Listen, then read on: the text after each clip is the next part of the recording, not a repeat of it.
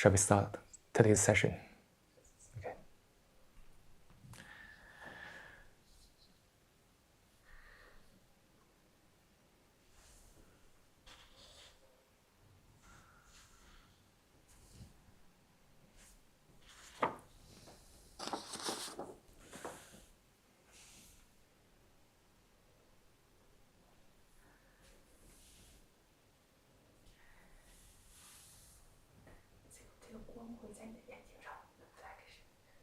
Oh. Okay, let's do it.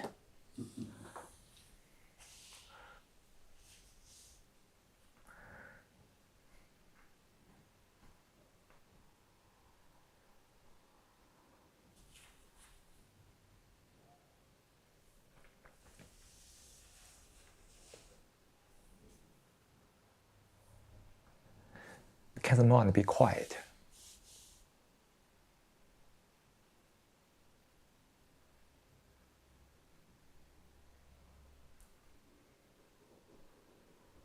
Why is the mind always chaotic,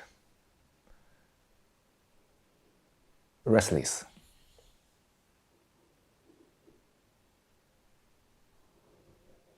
Why is the mind full of various compulsions?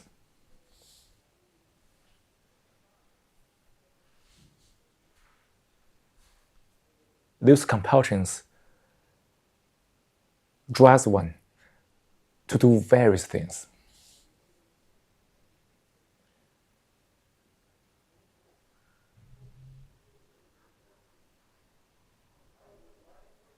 Can the mind be quiet?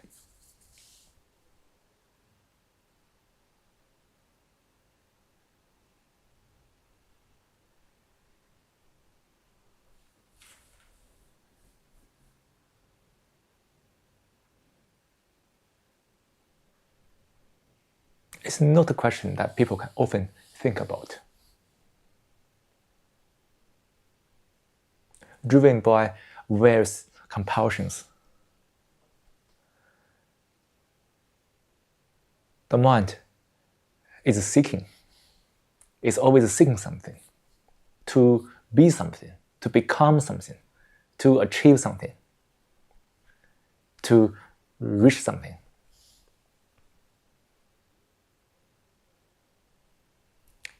They are endless goals, targets to pursue.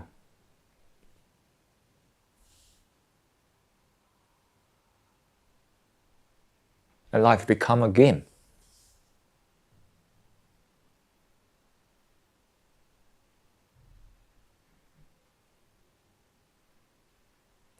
To finish the target, to achieve a goal, to fulfill oneself.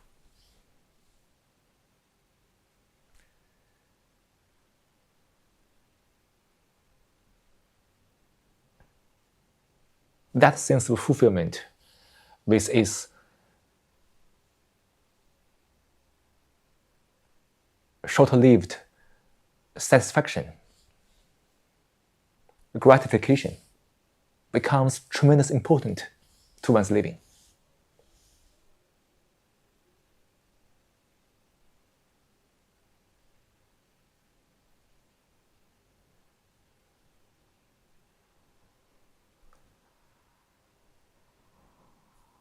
When one is really serious and has gone very deep into this,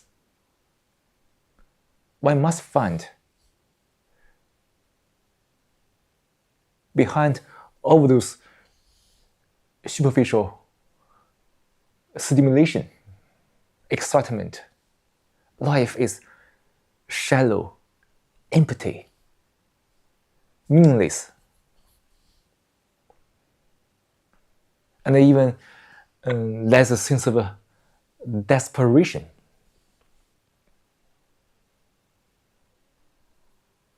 Life is trapped.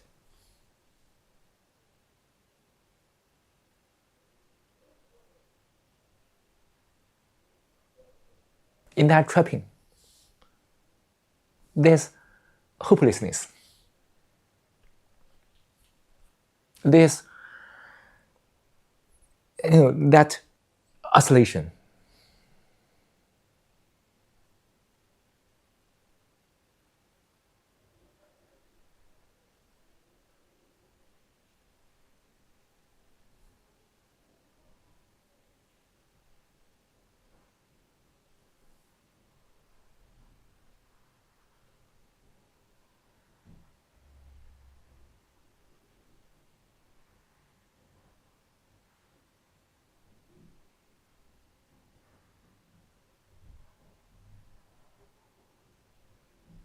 That sense of disconnection with anybody, anything on this planet.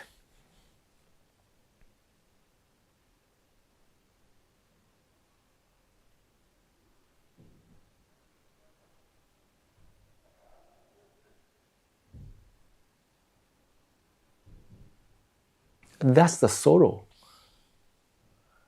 of living, isn't it?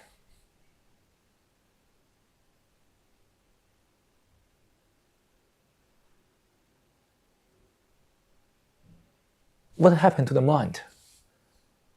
Why the mind is in such a disconnection from anything?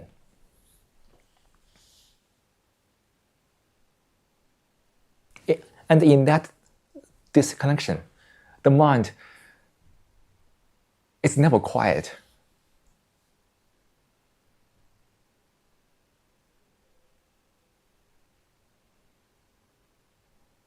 It has its own compulsions.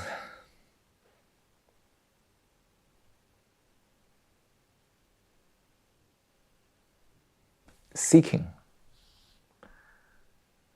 efforts.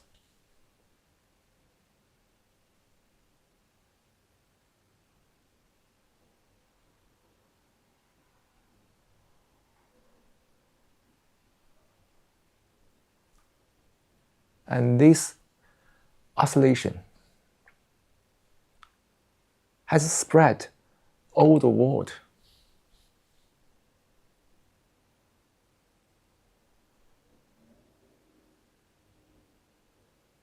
In that oscillation, the mind cannot feel it is connected with something.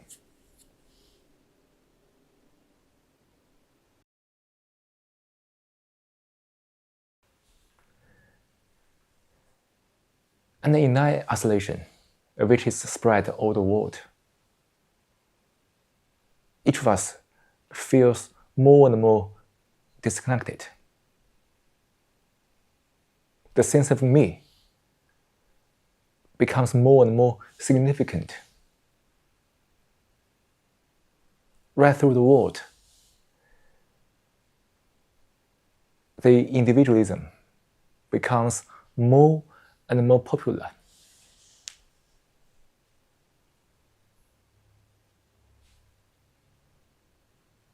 And most people don't seem to be realized this. Life is conditioned to individualism.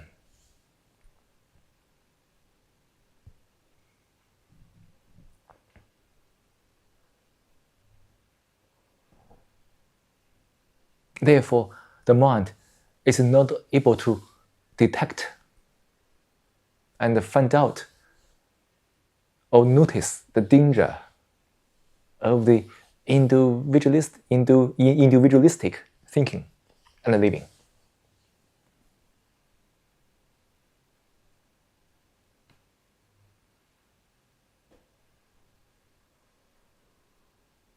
And perhaps today, in this session, let's inquire together to see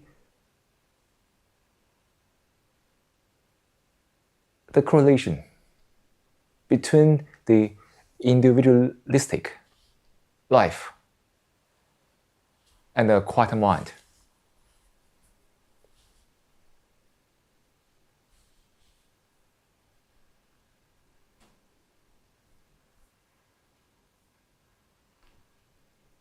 Why does one accept individualism?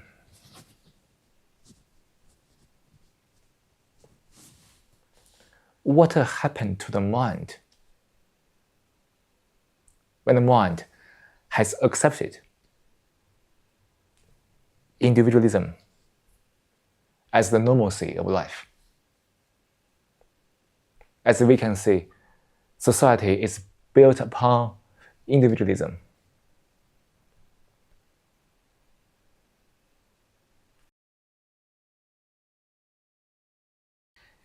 Where we are. Individualism. So why does one accept individualism, right? Okay, so why does one accept that? What happened to the mind when the mind has accepted it as something normal?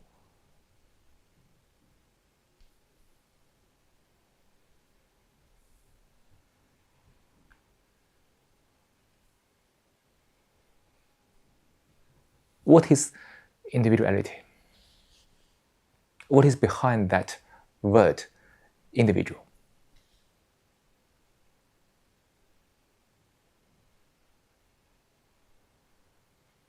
Separation from others. And me first. So in individualism, there's a self-importance. In individualism, there is egoism. Me first. And that way of thinking is very convenient.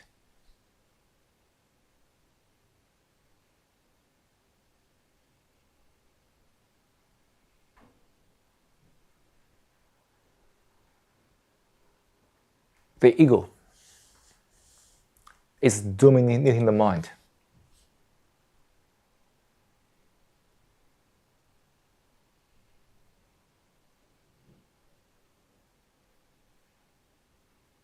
Me first. I can do what I want. I can pursue what I want to pursue. I can fulfill what I want to fulfill. I can do anything that can bring pleasure to me. So I seek fulfillment. I seek satisfaction, gratification, every form of pleasure. So I pursue various experiences. I seek fame, position, power.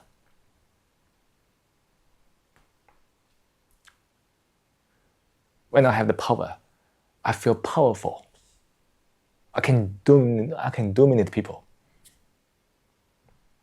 I feel very satisfied.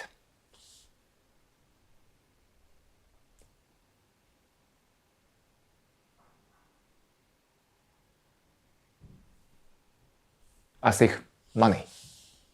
I want to have more and more money because I can use money to buy everything I want, to pay for everything I can experience or enjoy.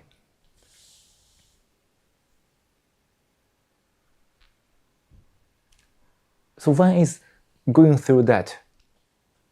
The me, the self, is always enhanced and perpetuated.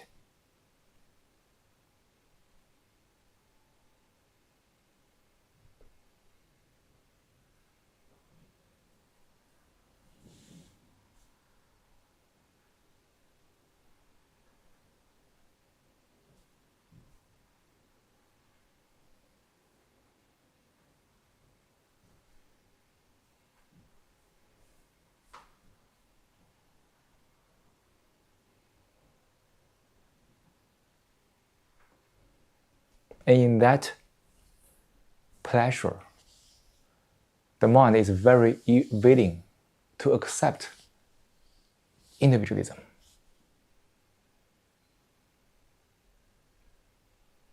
When the mind has this self-centered way of thinking, with its pleasurable things, ideas, fulfillment,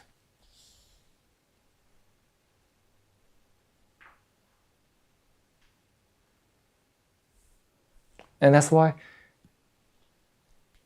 the idea of individualism, it is so popular. People are educated to seek fulfillment, pleasure, and various things. So this seems to me, the ego has become so deep-seated.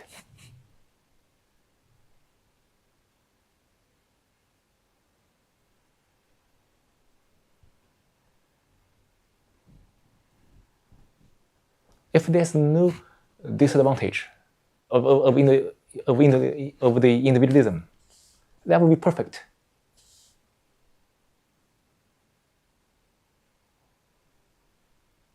If there's no any disadvantage, there's no point for us to talk about this.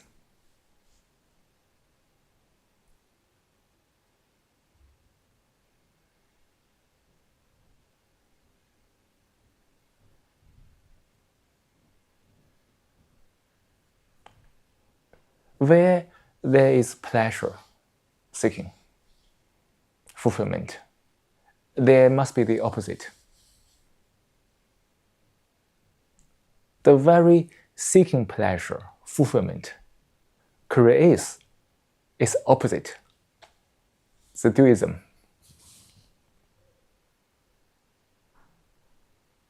When the mind is seeking pleasure,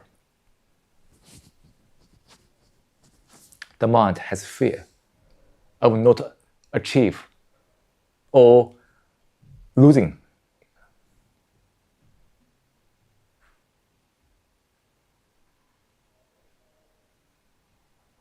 When the mind is seeking fulfillment,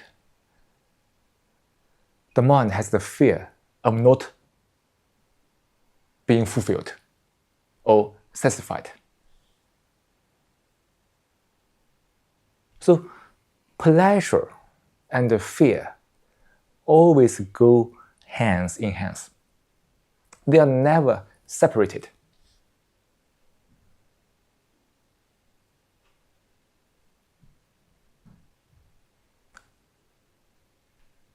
After the momentary pleasure, the mind wants to grasp it, hold it, keep it, want to reproduce that pleasure time and time again. And behind that, there's fear of not holding, not reproducing.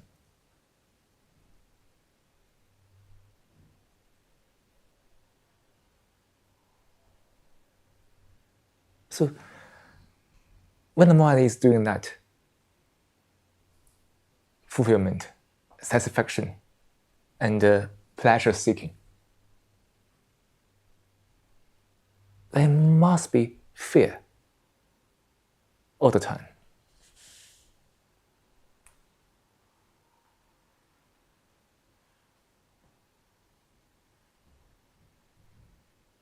So an individualistic mind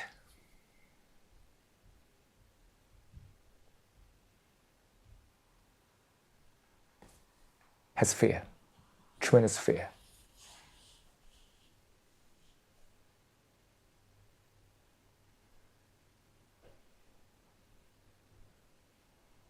And the individualistic society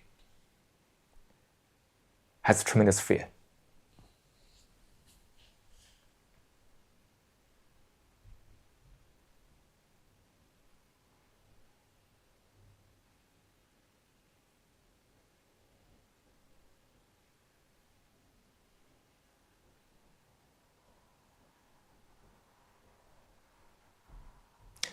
What is fear? Why does the mind have fear? When the mind is going through fear, what is actually taking place there?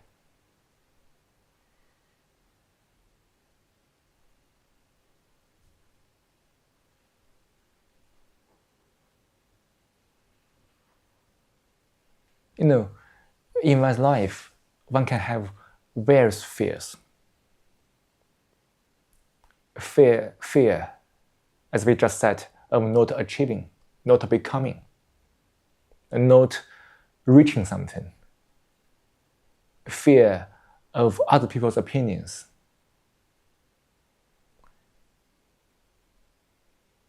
Fear of being nothing, being looked down upon. Fear of disease, illness, and also the ultimate fear for death.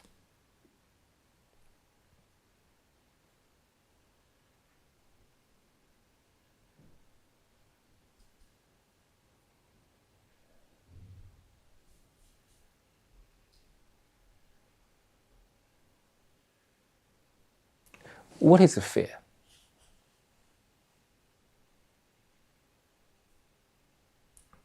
We are inquiring into fear, not about fear about something. For that word, fear, it can have many objects. Fear this, fear that, fear that, fear that. And most people seem to be dealing with the object. Oh, I fear that. I must deal with that. So this journey is never finished because the objects can be switching all the time from this to that. But here we're asking, what is the fear? The root, not fear for something, but a fear.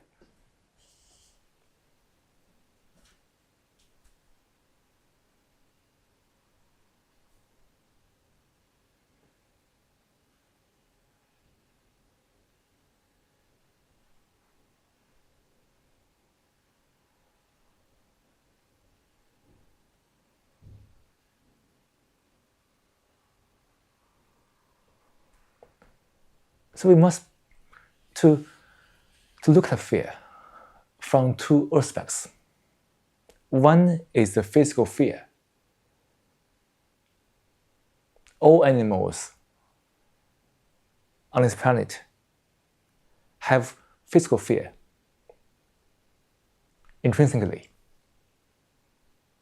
as part of the survival instinct. Now we, human beings, also have physical fears. For example, when one is walking in the forest, maybe a tiger is walking towards one. When one notices that, there's a fear, physical fear, because one can perceive the danger of being attacked by the tiger.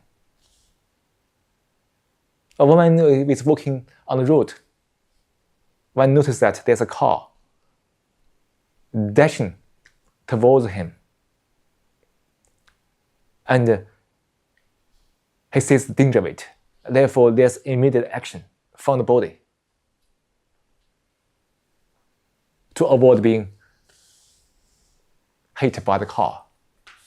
So physically, that fear is healthy, is natural for one to keep one safe. The physical fear will trigger, the intelligence of the neuron system to have the proper action at that time to take place.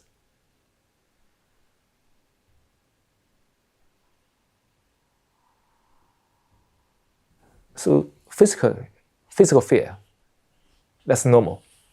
But why does one have various psychological fear?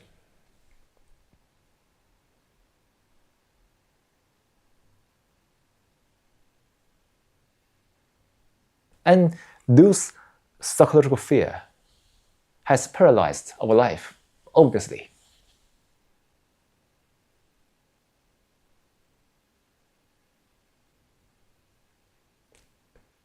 Trapped by the psychological fear, one cannot make wise decision.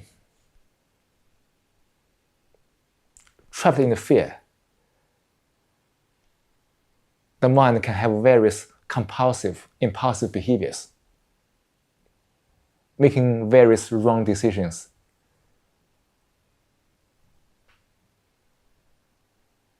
And create more issues and problems.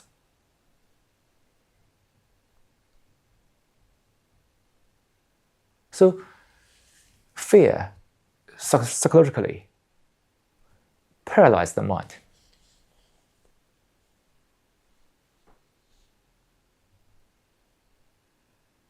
And such a mind cannot be quiet, right? When one has a fear, can the mind be quiet? It's not possible. Because in that fear, the mind is always want to do something to get rid of fear, to feel safe. And in that doing, the mind is restless. Therefore, it is not possible for the mind to be quiet.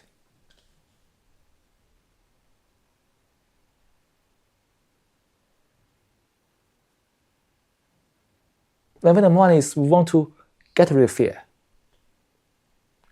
one is doing whatever one can to get rid of fear. One has more fear of not being able to get rid of fear. Do you see the trap here? When one wants to get rid of fear, one will have more fear of not being able to get rid of fear. So everything becomes more and more trapped.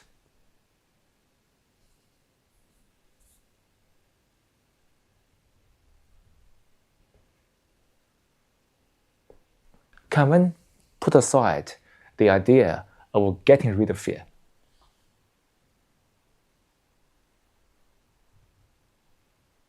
Because when one is thinking that way, there's no understanding of what is fear. Perhaps when one understands what is fear, fear is gone.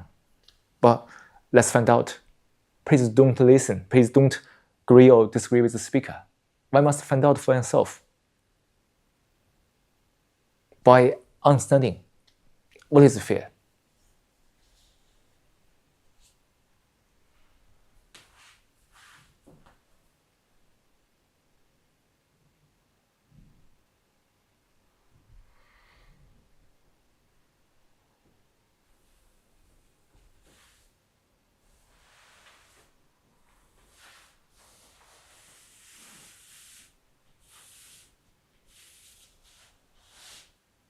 When one is going through the psychological fear, who is afraid? What is the subject? What is the subject that feels afraid?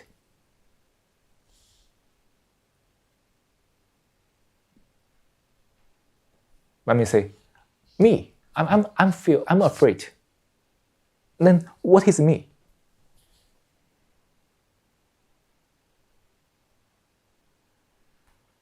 What is me that feels fearful, afraid?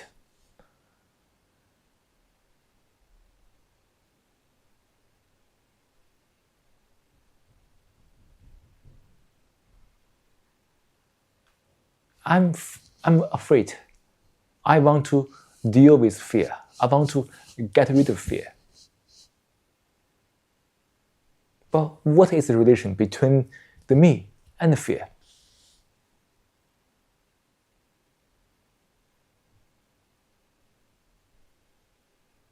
When I say I want to get rid of fear, it implies that me and fear are two different things. I feel that I suffer from fear. Therefore, I want to deal with fear. In that way of thinking, I, the me, is different fear. Fear is outside me. Fear is affecting me. I want to deal with fear.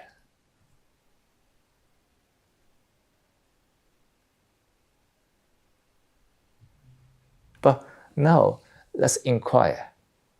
One must perceive it directly. Is me different from fear? Or is me the fear?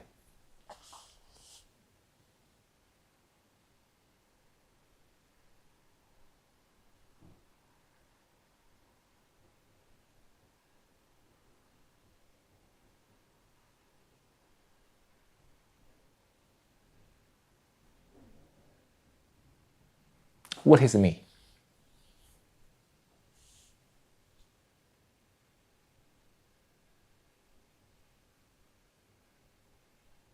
My name, my position, my past, my education, my work, my home, my furniture, my money, my car, my family, my future, my phone, my house, my knowledge, my past experience, my viewpoint, my opinion.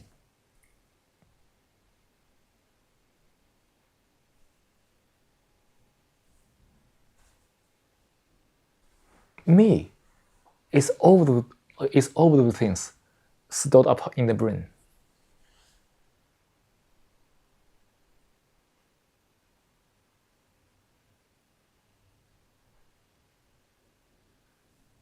My attachment, my possession, my fulfillment, my success, my pleasure,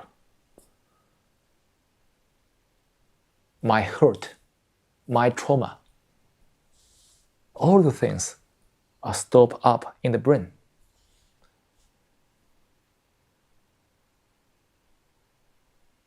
With me in the center.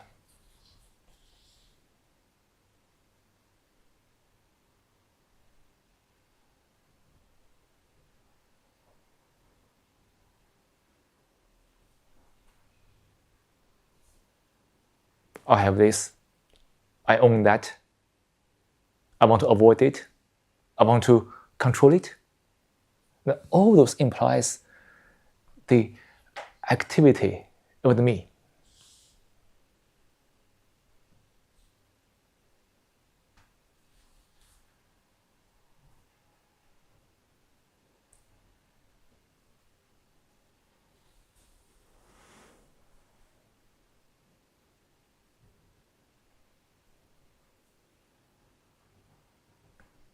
No. Let's just take the possession example. When the mind or when one possesses something, that possessiveness or owning something bring these things to me.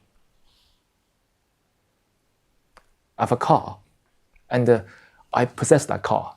My mind thinking that way. That's my car. And that car become part of me.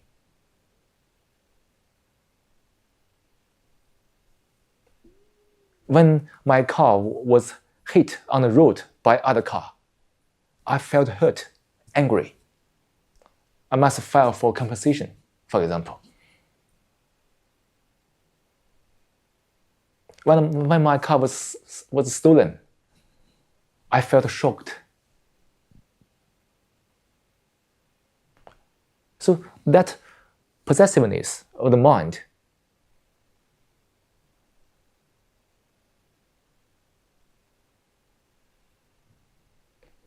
internalized the things as part of me, therefore created me. I can have a car, but I don't need to have that thinking to possess it, right? But when the mind think in a way to possess it, the mind internalizes the car as part of it. Therefore, the me is created.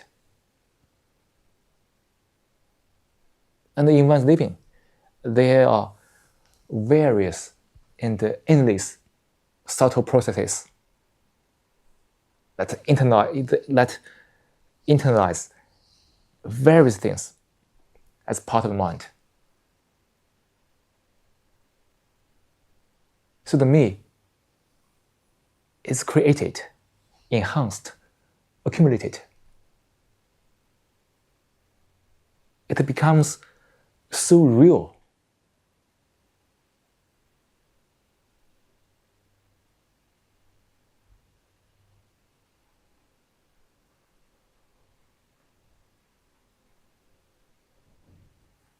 The mind is totally attached to various things.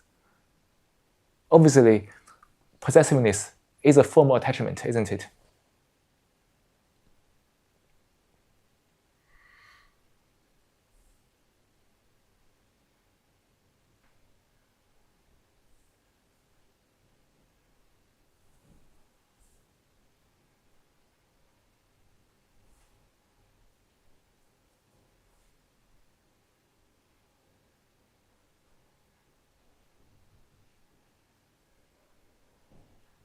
So the mind or our life totally trapped in this. When everything is part of me, everything becomes the triggers only.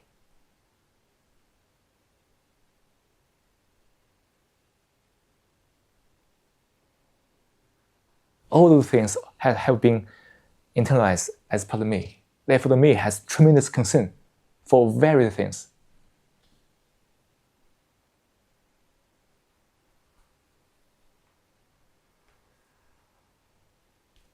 And fear is inevitable, isn't it? I fear of losing my car, for example. That's a fear. I fear my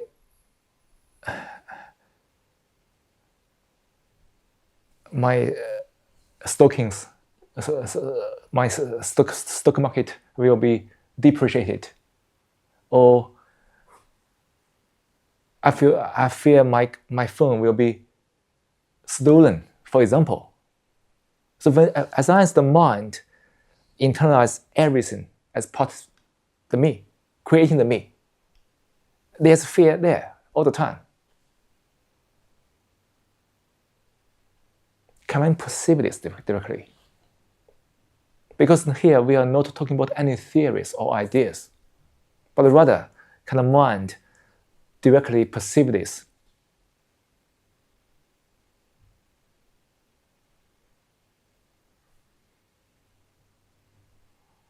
As long as there's attachment, no matter which form it takes, there's me. And that attachment makes me feel so real. But in that attachment, there's fear.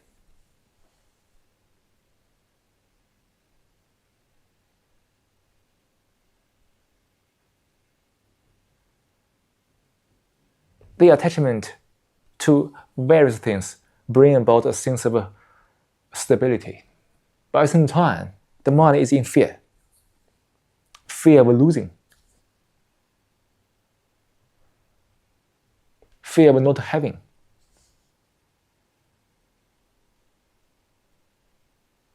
So can one say and know, me is fear. Me is different from fear. Me, the sense of me, and the fear is the same process.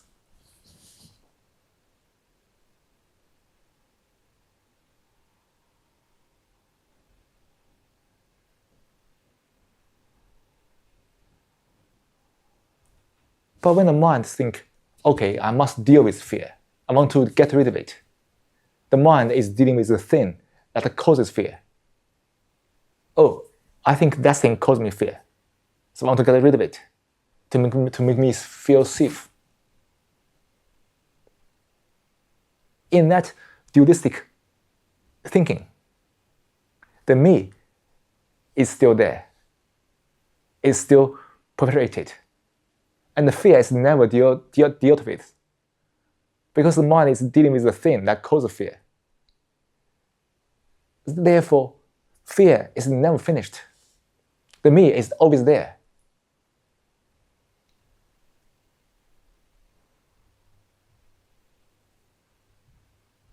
And the mind is busy dealing with fear all the time, but never finish it.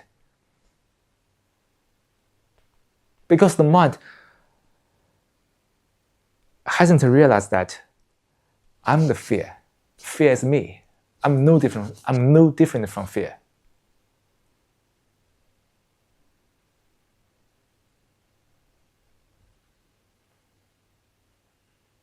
And when I want to get rid of fear,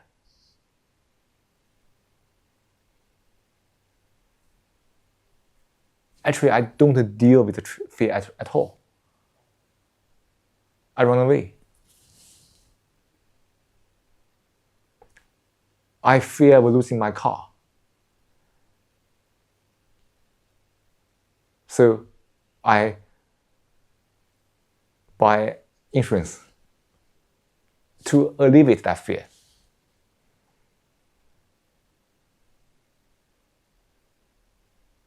That insurance gives me a sense of security.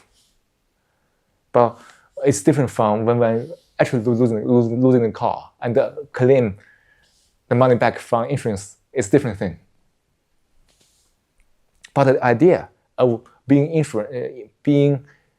influenced gives me a sense of security. But actually, the mind forms new attachment to the influence in order to deal with the fear brought about by another attachment. So the mind is always attached to something more to deal with the things that are already created by the attachment. So it is always a cumulative process, more and more attachment.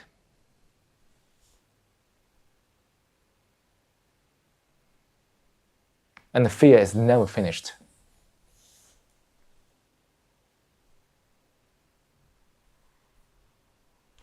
Is that possible for one to be free of all attachment?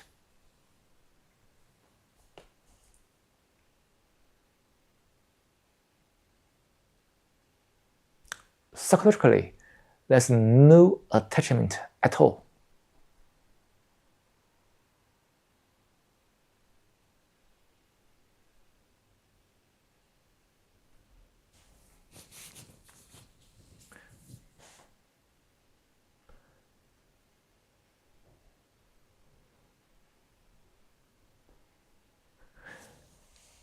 As we said earlier in today's session, the attachment itself brings about the sense of me.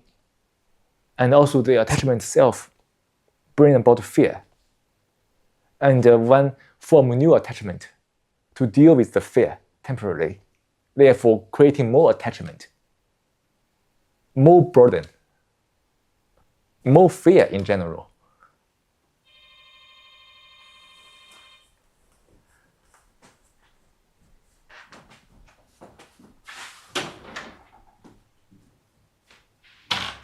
Someone is coming up.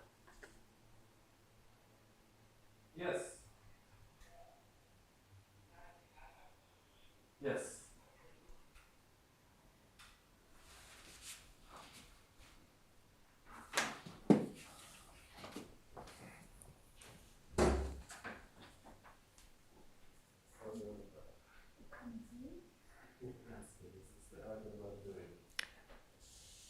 So someone is coming up to this building. So let's wait for a few minutes before we continue the session.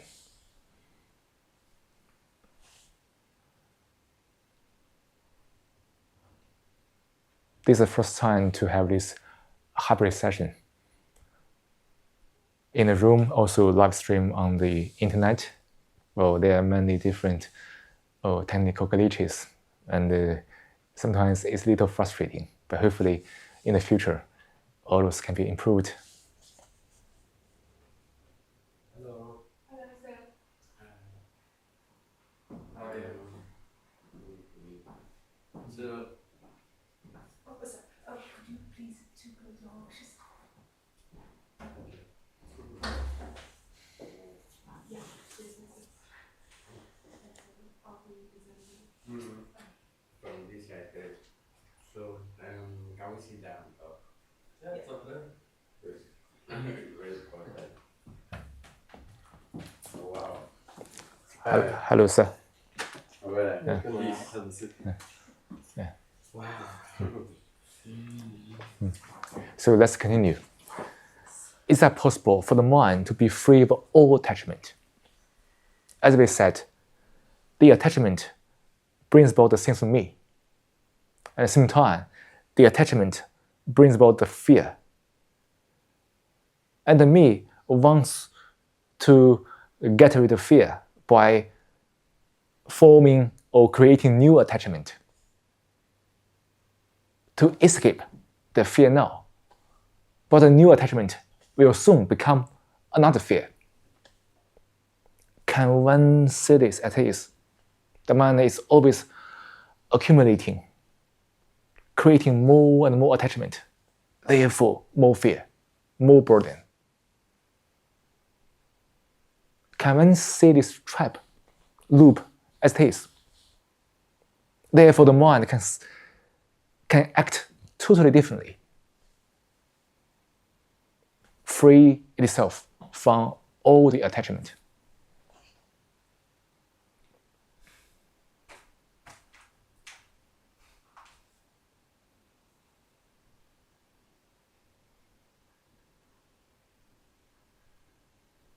And when the mind is attached to various things, can the mind be quiet? Obviously not possible.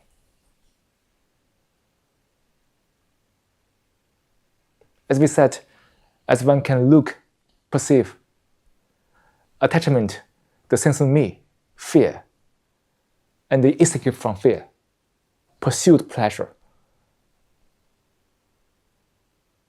and then more entanglement, more attachment. This whole process is restless.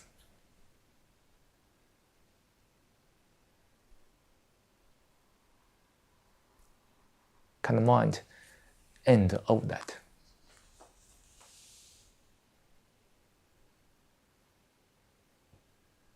End all the attachment.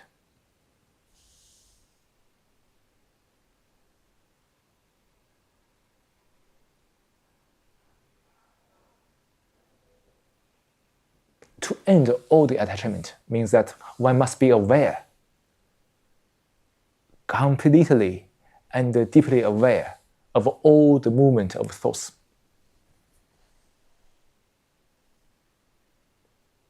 What brings about attachment? We just said that attachment brings about the sense of me. The attachment brings about the fear. And the me wants to get rid of fear by introducing more attachment. It's an entanglement. But what brings about attachment?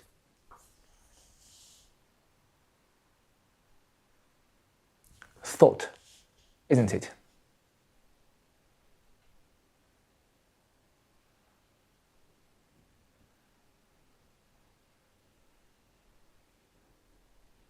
Without thoughts, where is attachment?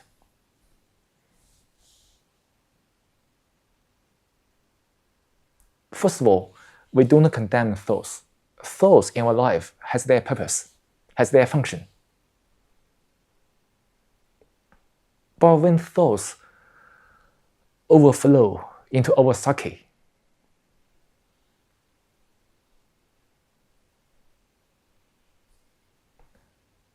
attachment is inevitable.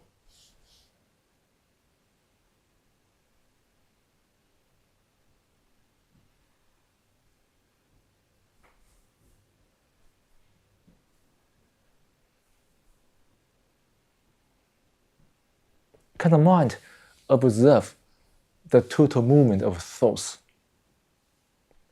without forming any attachment?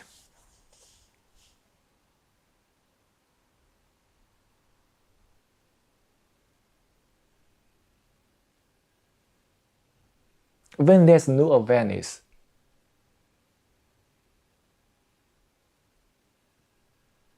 thoughts just form attachment. Therefore, the mind keeps accumulating thoughts unconsciously, forming our background. Oh, I'm a Chinese. I'm Japanese.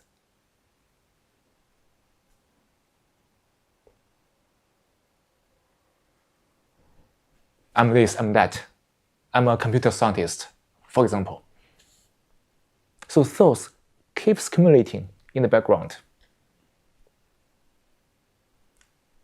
forming my viewpoint, my idea, my philosophy, my particular way of thinking.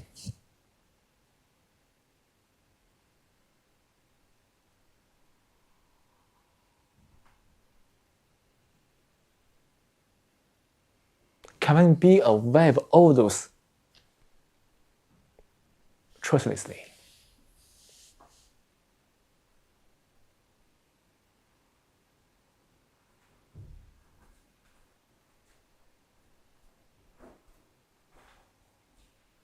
Choicelessly means that it's not an option, but one must be aware of all the thought processes.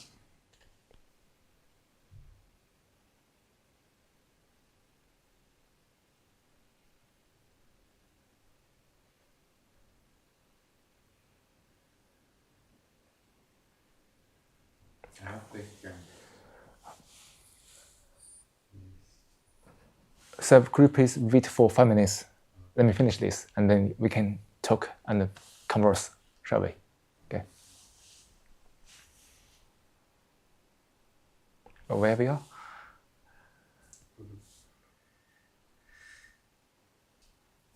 Where we are?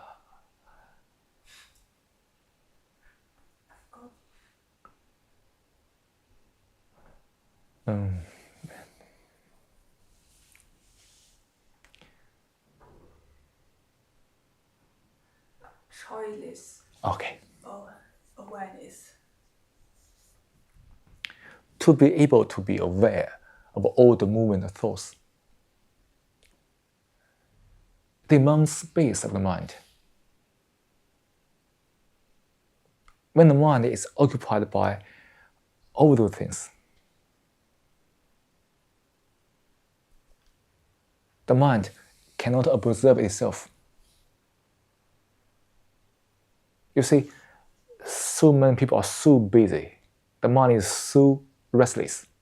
There's no space to observe. Therefore, such a state of mind is dominated by thoughts. There's various attachment, detachment, struggle, all taking place there.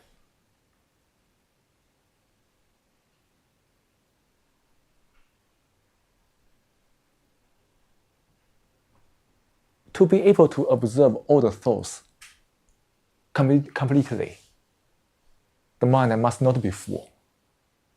The mind must have space.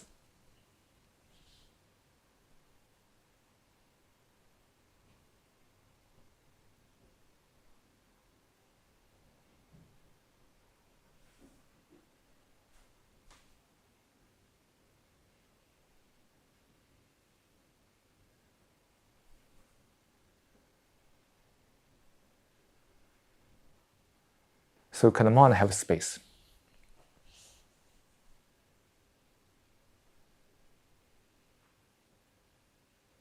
Can the mind not be occupied?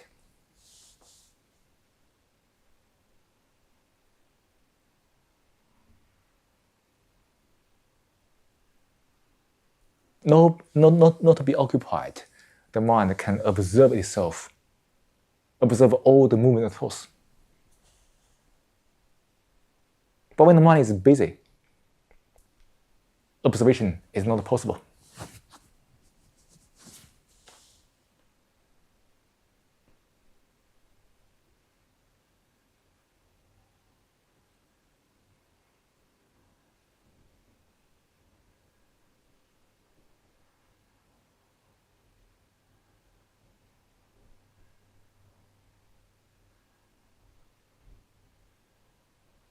So the mind must have space.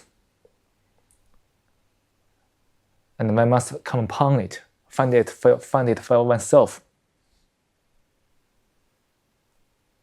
The importance of the space of the mind. When the mind can observe all its movement, all its thoughts, activities,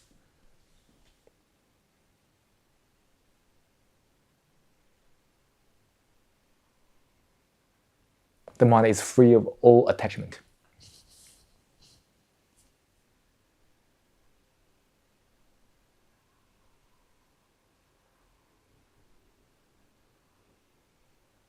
That's to say, one's unconscious part of mind must be empty. Only when the conscious part mind has been emptied, all the things in the unconscious can pop up into the consciousness. And when the mind observes it, end it.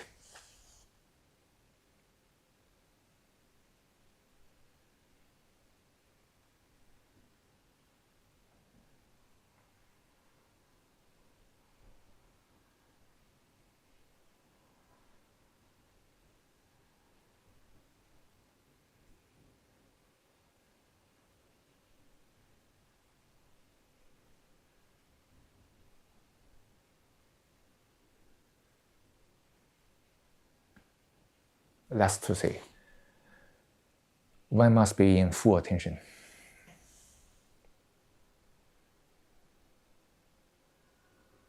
Full attention implies there's no direction or purpose. There's only awareness, choiceless awareness.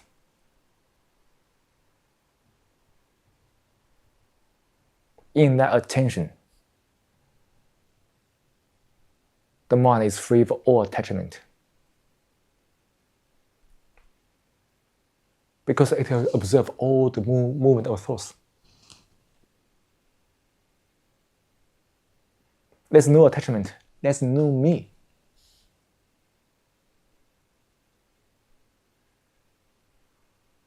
There's no fear.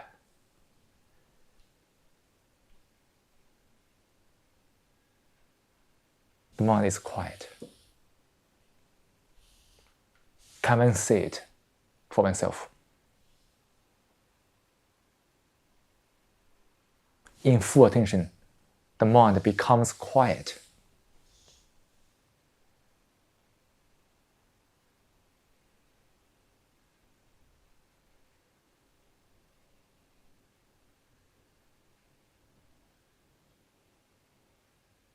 And that quietude is not downness.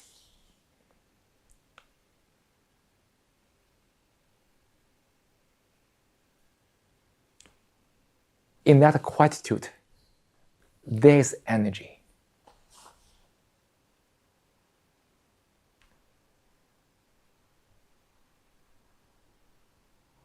Full of energy.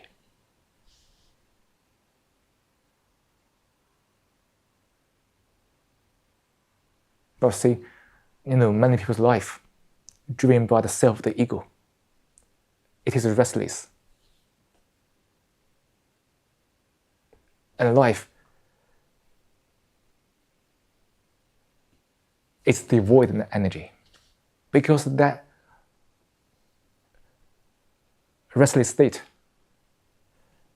keeps dissipating the energy,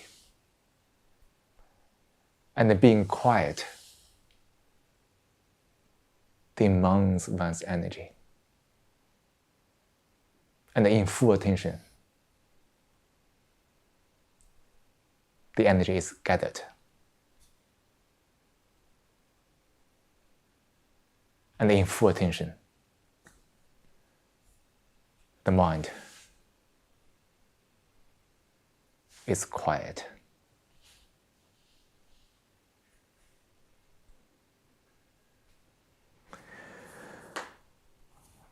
All right. So now let's start this conversation. Everybody can ask any questions. Sir, what is your question? Yes, I'm happy to meet all of you here. And then to meet you face to face, you know. I love your program. You know, when I saw it in my neighbors, we are neighbors. So I live in 298 Rapping Boostrat. So we are neighbors, just here. I live here, you know. So I passed through your really it's very interesting. But I have my three motives to ask you. Number one is just why are you doing it? Simple question. Why are you doing it? So why does speaker do it?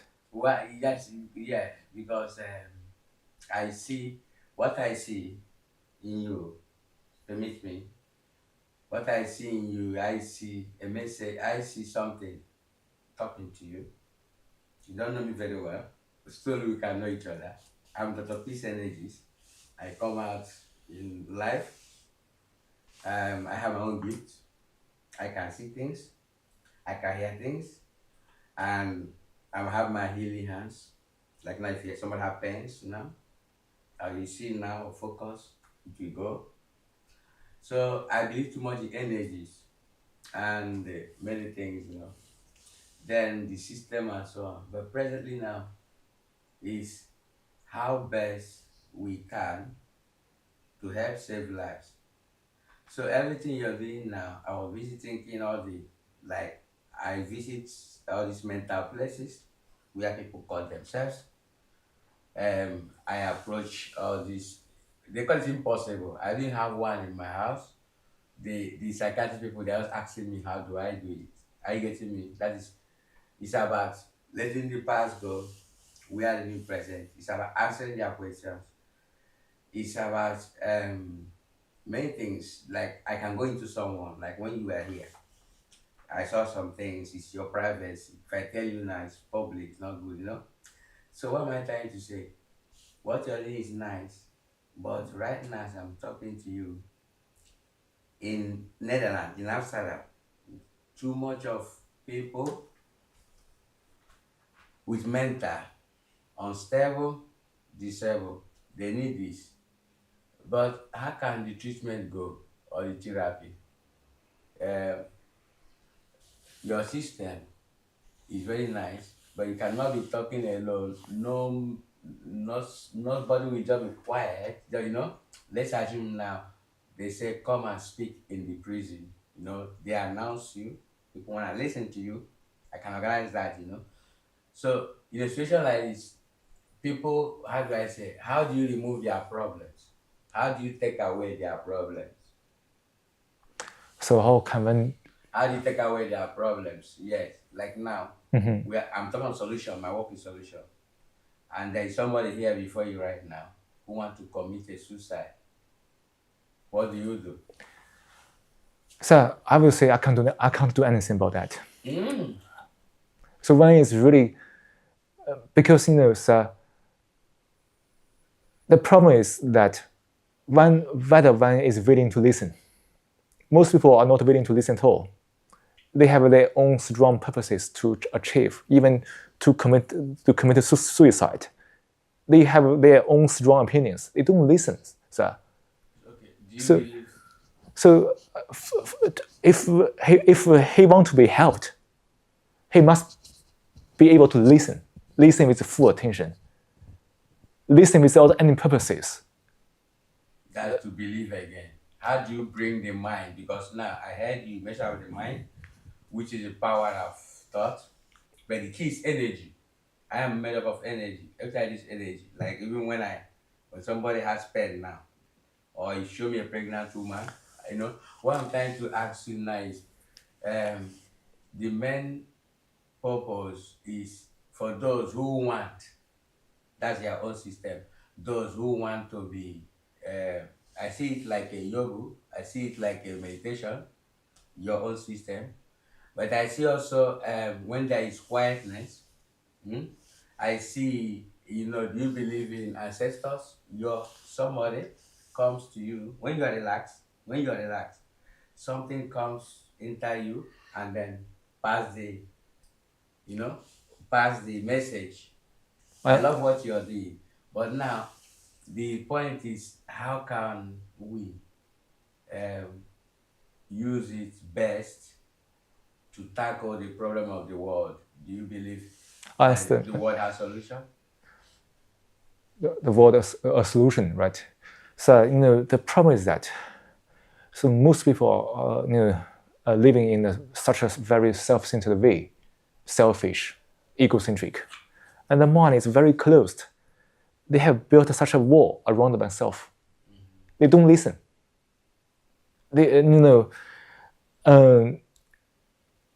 So they are not serious about this. They are always looking for a solution. They want to be saved or helped by other people, but they don't really listen. So, in other words, I mean that our mind, the people's minds on this planet is in disorder. They don't give attention. They always concentrate on something. Therefore, communication is impossible unless he give attention to it. Okay, so what is mind for you? That word mind, what is for you? Sorry? What is mind for you? Sir, when we look at a single word, it can be tricky.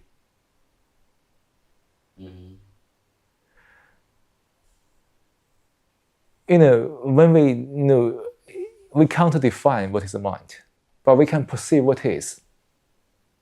Perceiving. Perceive it. That's the. Try. A thought, just a thought. Let's just a thought, a seed. We plant something and it start growing. There's something like a mind, just.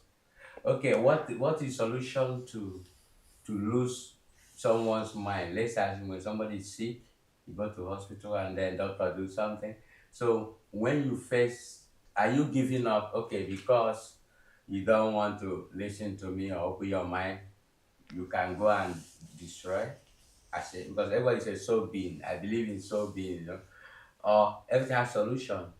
So what is solution to those ones who don't want to listen? Is it to let them get destroyed, or there is a means or system we can get them back, revive them, and then believe again? Because nothing is permanent. We have day and night, right? We have seasons. So do you believe somebody can change? So I don't believe or disbelieve. I observe, because if one want to, or if one can change, one must, have this capacity of being attentive. Being attentive means that the mind must be empty. Generally, we mean the mind is the human consciousness. Yes, for most people, this consciousness is disordered, self-centered. It's never emptied. Therefore, the mind is always being suppressed, distorted, closed, and merely translate what it hears. It never listens. It translates according to his own background or experience or knowledge, but it doesn't really listen. Therefore, the mind is always occupied, always trapped in a pattern.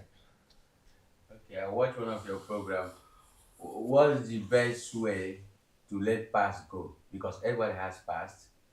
Even you, like what happened to when you were young with your family, you know. So one time saying, what is the best way to forget it? Because what you do, you are creating. What you do is okay.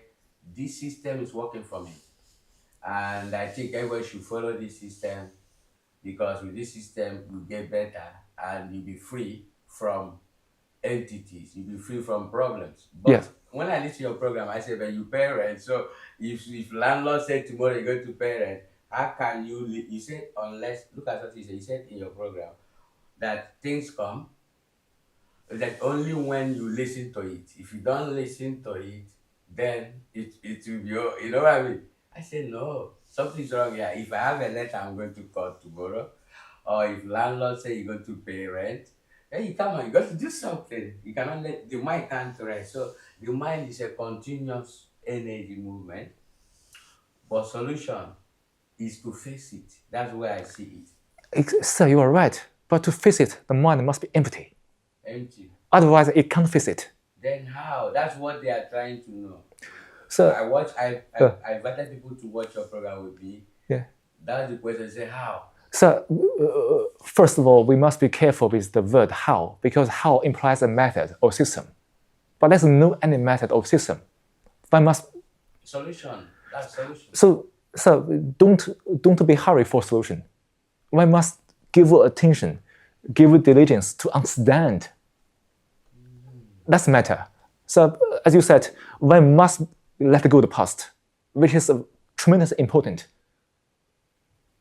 But to let go of the past means one must also let go of the future.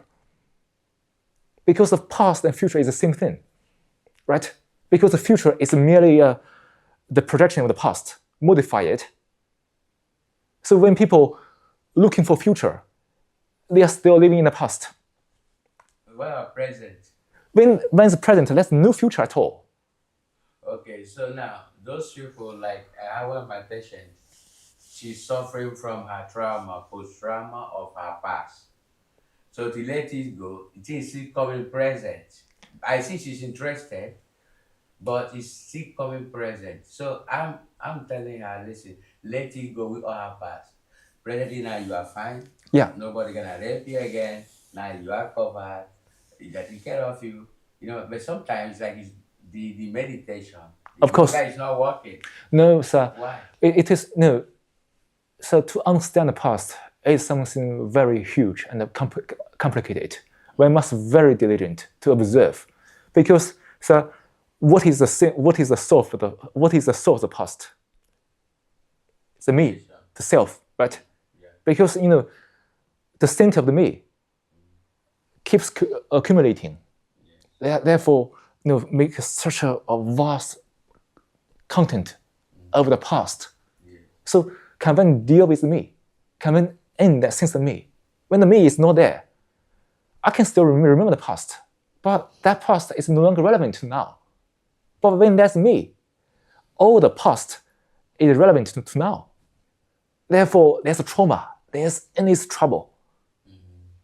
And then one want to get rid of trouble, get rid of the specific trauma, but it's endless. But is there any way you can get rid of it without solving it? Because the answer is you must solve it. For example, I watch a program where you say, be an observer,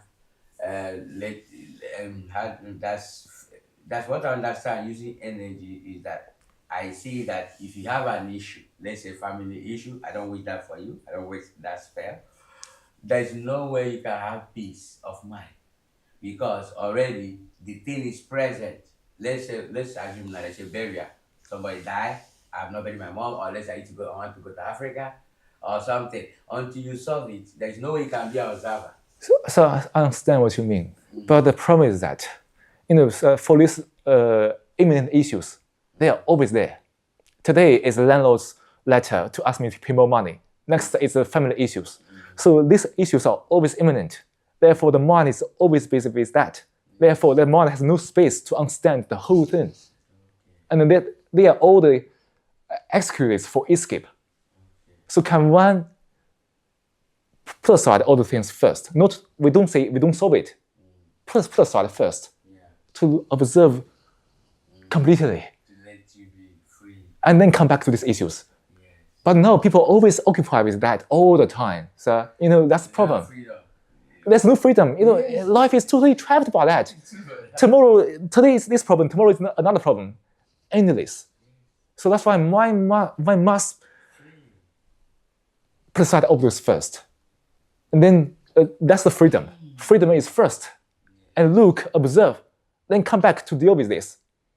Perhaps this mind has a new solution, complete new solution. Then the mind must do it first. Let's put aside everything. So that's the first step. That's awareness. We talk about instead of awareness, we talk about awakening. Yeah.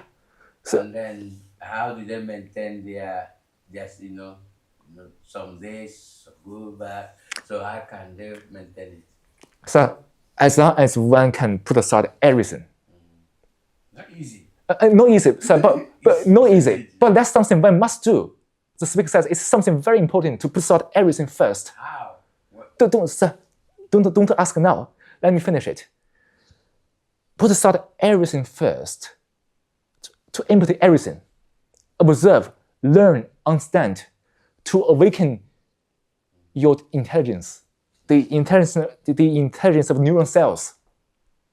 Then to live a life. And the intelligence will tell you what to do. The intelligence will give you the wisdom.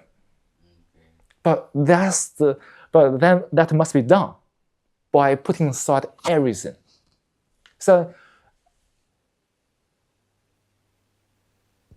putting everything aside needs to ask how, or do we have the fear to not let go? We tend to cling to something. That's why we ask how to put aside. But when you put aside, just put aside everything. Not just that way. How?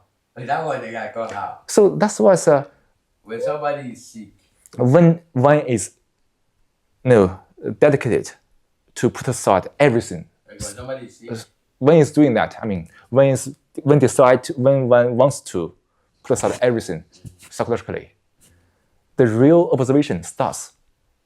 Because he will find, why it is difficult for me to put aside this now.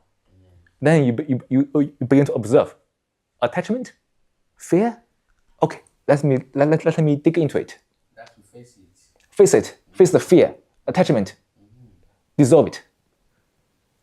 So when it's doing that, the mind is freeing itself from all the things. So it's necessary meditation, positiveness, And also, and self, what do you call it? Just like, how do you call it? So like submission, so, mission.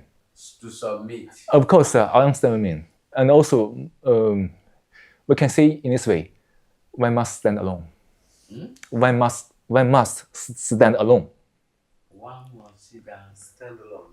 Stand alone. Yeah, never conform. It really stands alone and bear fruit. the- Yes. Never conform. Never accept any patterns laid down by anything. Never accept any authorities. We went deep.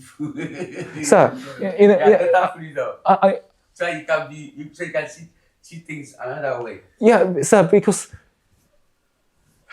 superficially, we need the policemen, we need the hospitals to help people. That's the authority in the right place. But deeply, we don't need any authorities at all. One must observe for oneself. One must be alive to oneself. So one must stand alone, never comply, never conform, never accept any patterns laid down by anybody in the name of any authorities. when one is doing that, one can immediately see the ugliness of the society. So you're saying that you should accept the things as they appear to you, not as that they are told to you. Sorry? You should accept things as they appear to you, but not as they are told to you. So if somebody tells you this is like this and like that, it's not the same thing as Doubt it. Yeah, Doubt it. yeah, exactly. You must observe, find out for yourself. Never accept. Find out yourself. That's Yeah. what I love. Yeah. Be yourself. Find out Yeah. yourself. Yeah. So that's why it is very important for one to stand alone in the society. Never conform. Never be guarded by anybody. That's the highest. So then it is possible for one to awaken the intelligence. So, when we rely on somebody, when we depend on authority, we don't observe anymore. We are guided by somebody else. The mind becomes lazy. And all the issues are there. On the information and everything. Being manipulated. Yeah, and No freedom. of course, in that there's endless manipulation, traps, cunningness. So it's ugly, isn't it? It's really ugly, these things. But can one stand alone, observe, be alive to oneself? Therefore, one is free of any influence, any manipulation, any traps from the society.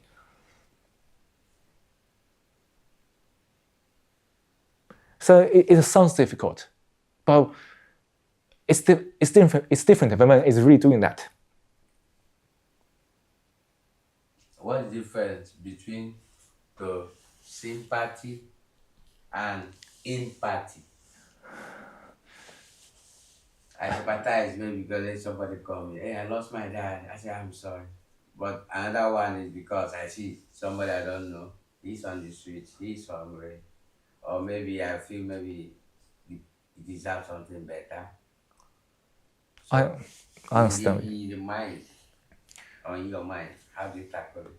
So first of all, we have these two terms, sympathy and empathy, and we begin to want to distinguish the two words by their meaning, and we found that sometimes they are very entangled. It's not easy to distinguish that. Perhaps we can put aside these two words first. Let's look at what is passion.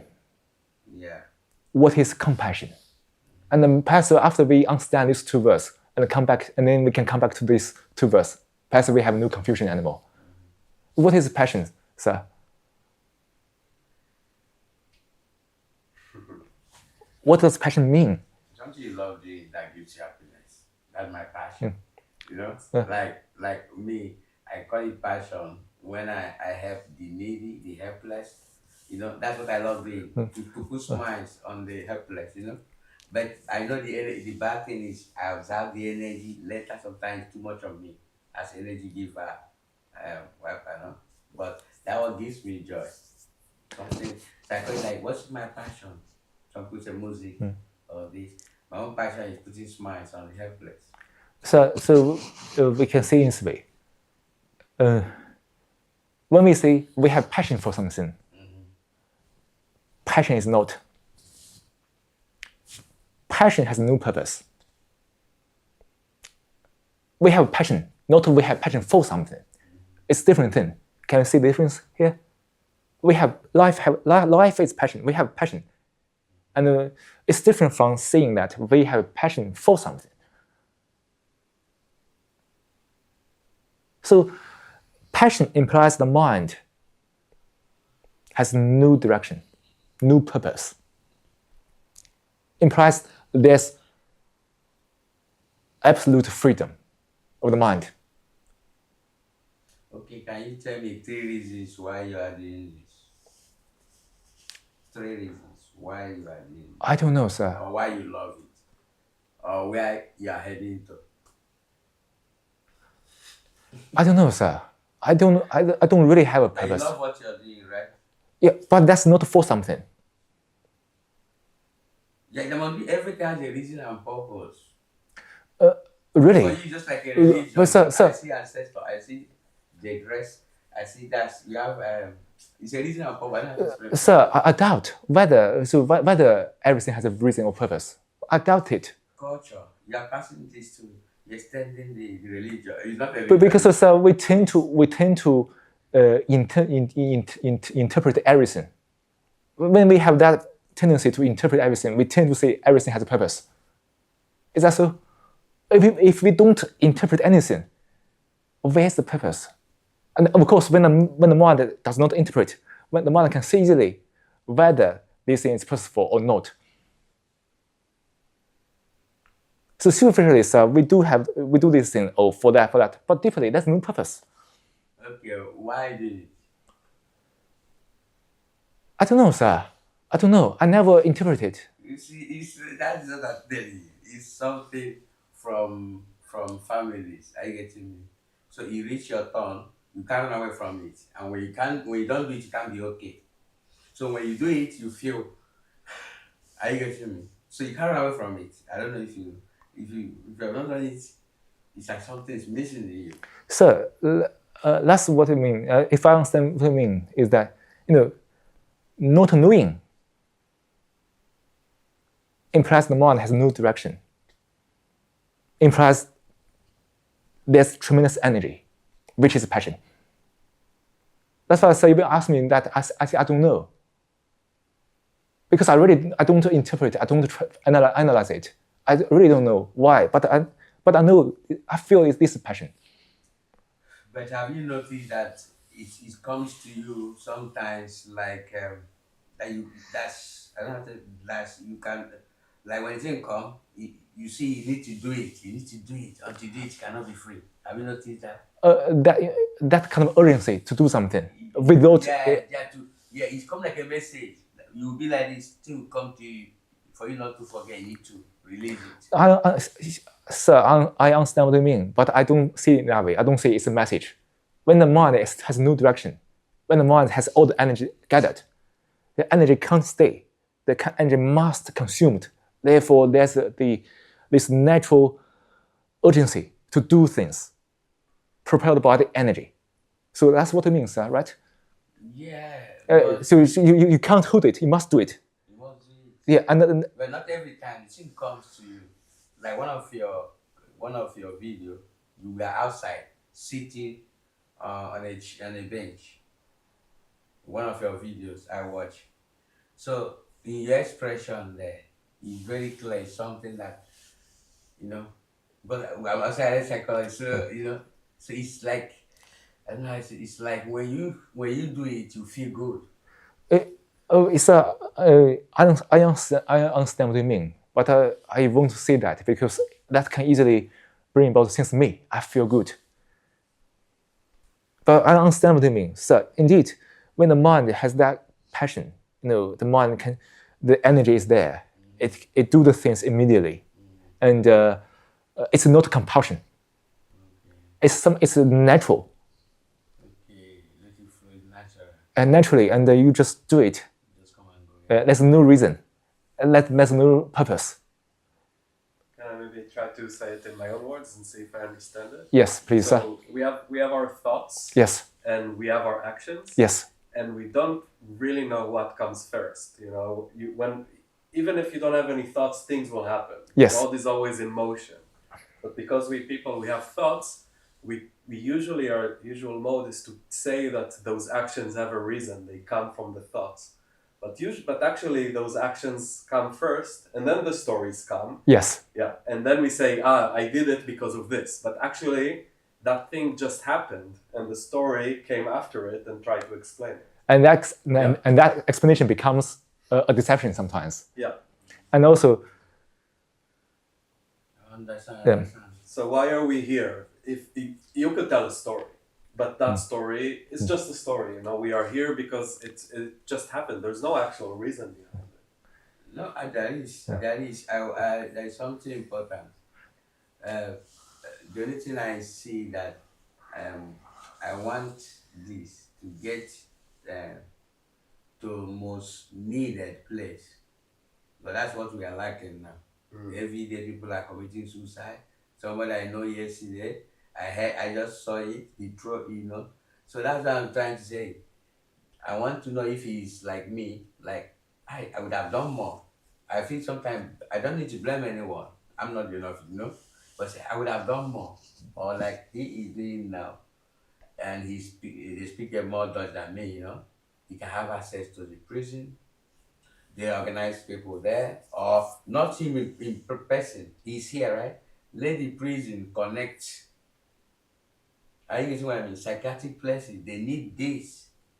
They are cutting, you know what? They are cutting. So some of his program, when I watch it, it's like, how can this get down there? But because they are making business with everything from us, so that's what pains me. But what he's doing, he's doing a great job. But now the people who need it is not getting to them. Are you getting me? It's not getting to them. But this is given to him from his families. This will continue. This is from his family, grandfather. So now, what's the aim? Extend it, then use it to help people.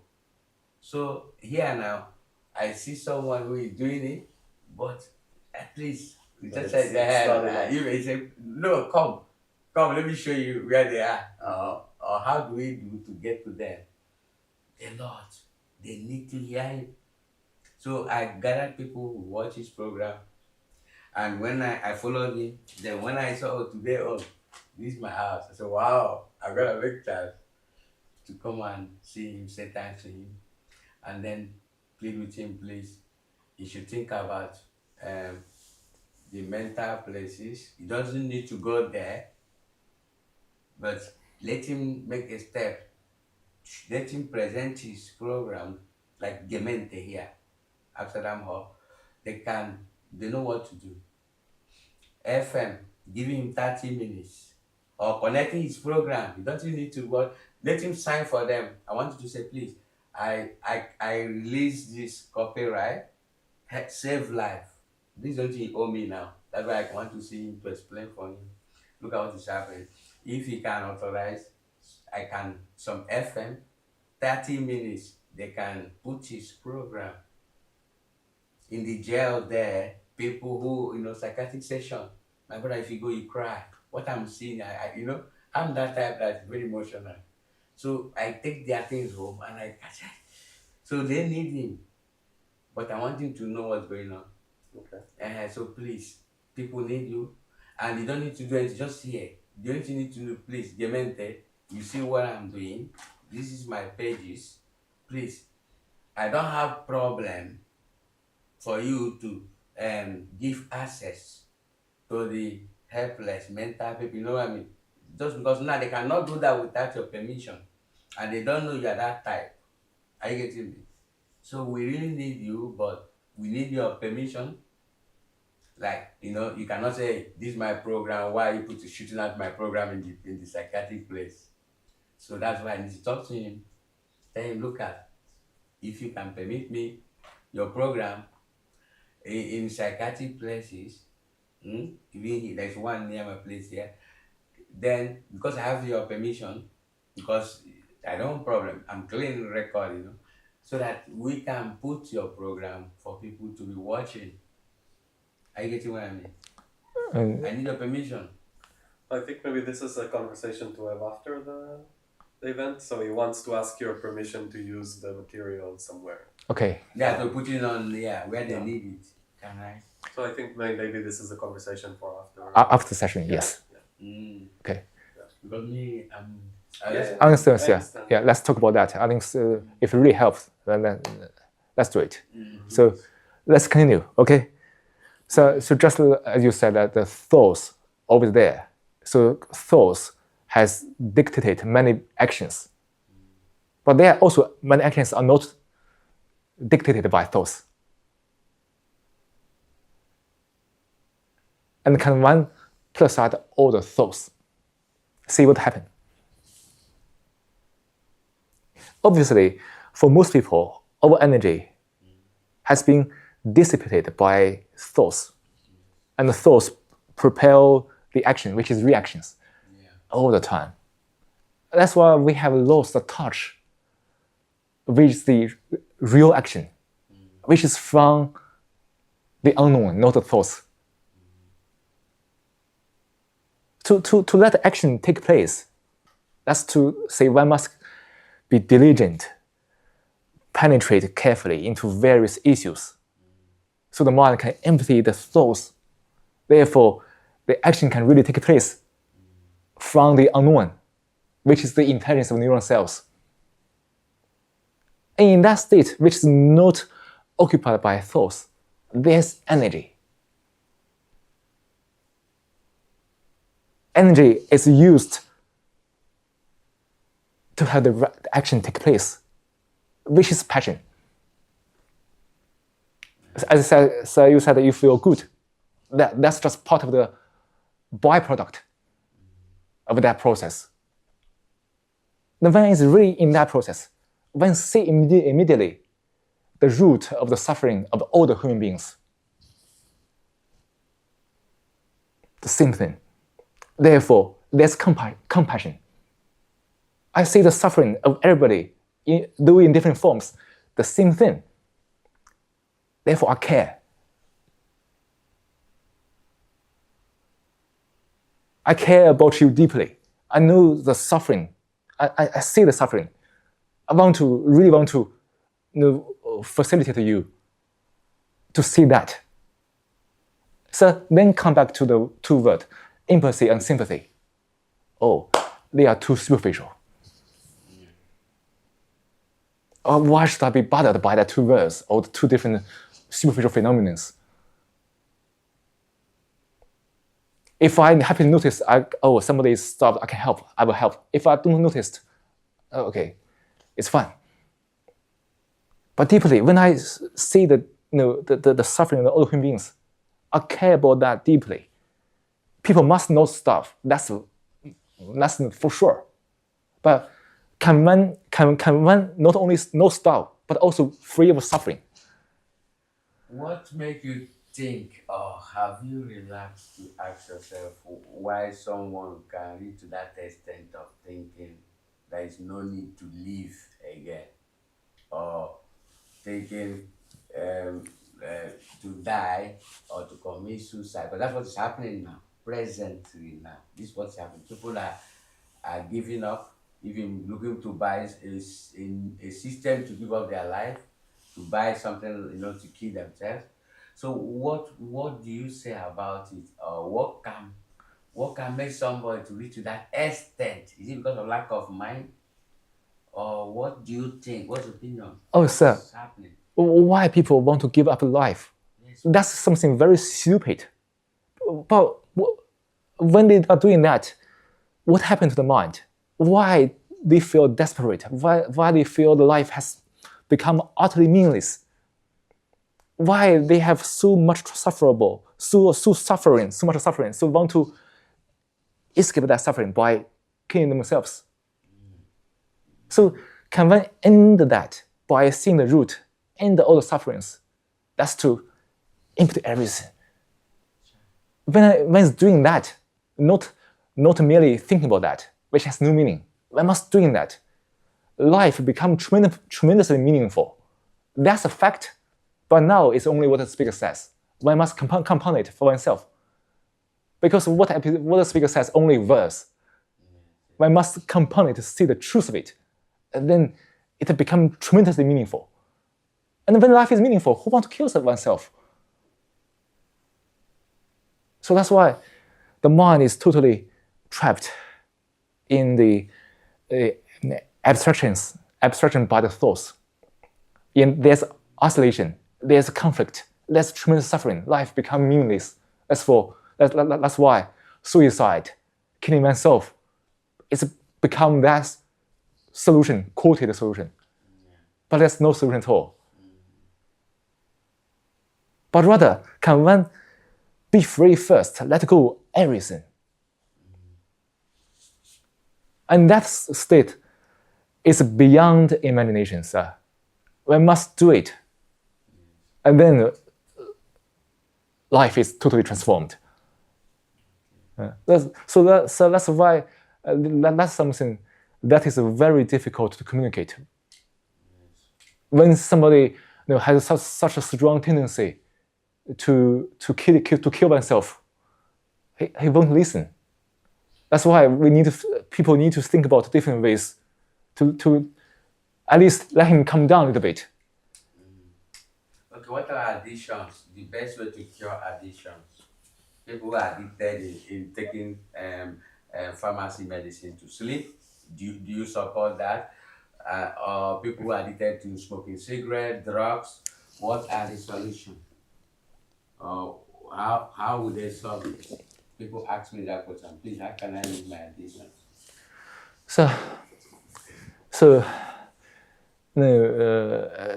addiction is another big issue, but in general, one must understand what is the essence of addiction. Well, so first of all, we must be careful. Some people have been already, let's put it aside. That's okay. So people have been addicted to drugs, various material things. That's something, one must also need some proper treatment to be free from that physically. But beyond that, the addiction involves many psychological factors. And today we just mentioned the me, the ego, the self, with its attachment, seeking fulfillment, seeking pleasure, seeking satisfaction, and escape from fear, from trouble. All those bring about and perpetuate and enhance the addiction to something. So to dissolve that, not only superficially give some medical treatment, but also one must deal with the sake. In the me, understand the nature of pleasure, never seek pleasure. So the mind is free of fear, and then perhaps one will find out for oneself how to end it. So how can somebody, like one of my patients, she said, I cannot sleep without sleeping pills or tablets. And I say, why do you think you need it?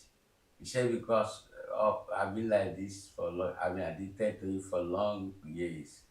And I felt bad about it. I remember I said, okay, I will ask you solution. So for these people, the mind has been like the example you mentioned. They have been conditioned to that drug or that material, and to let go it immediately trigger the fear, and they don't want to face the fear. That's why they don't want to let go. But actually, to face the fear is to let go, to see what will happen. But psychologically, they don't overcome that fear. That's why they don't do anything. It still stay to the old pattern. And the second is like the problem, the sleep. Why do we care about sleep so much? Why do we place such importance on sleep? First of all, the speaker doesn't say that sleep is unnecessary. No. But now we have seen that in the whole society, we place great importance on sleep. It's because we have all kinds of duties in the day. So our life is in a pattern. We must sleep well in the night, so in that day we can work, we can do our duty. So when we can't sleep well at night, we can't do the duty second day. So the fear arises.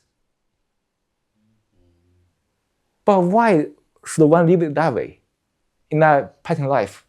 So I must make sure I have good sleep so I can do things well in the next day. But if I don't sleep well, I will be bad tomorrow. That's why I will pay more attention, pay more importance to the sleep.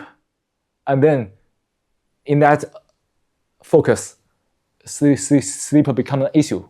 I need to use drugs or materials to help me to go sleep, so next day I can do things. So the same pattern with me working there. It's not all natural life. For animals, they don't think about what to do next. But for people, they live in the future. Next day, I will do something, all right. So they never living at present. When one is really living at present, there's no issue about sleep at all. So, right? There's no need to use any drugs or materials, things. Animals don't do that. But you see, human beings have been used to that, get addicted.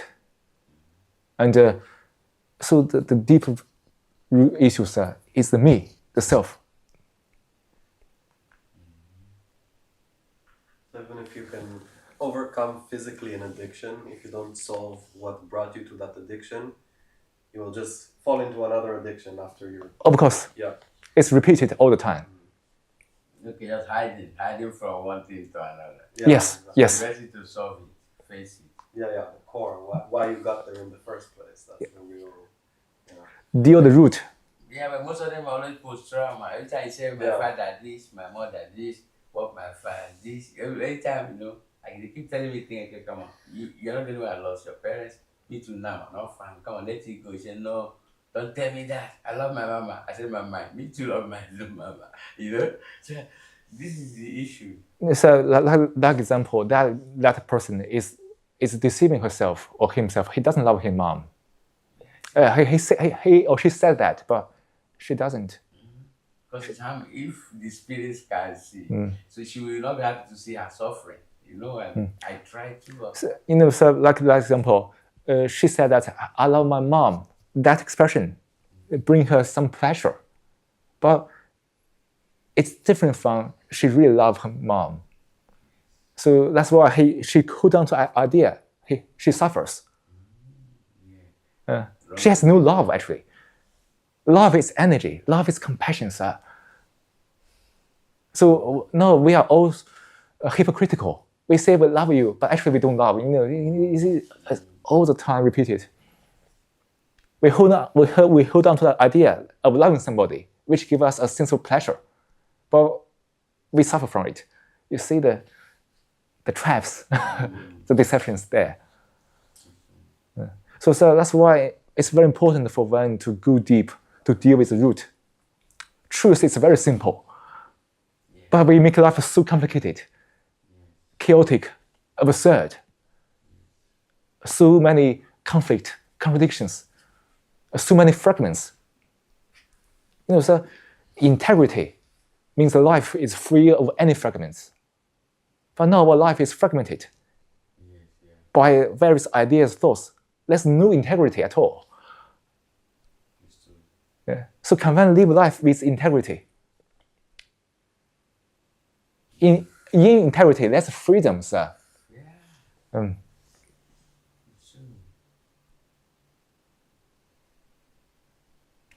What do you say about?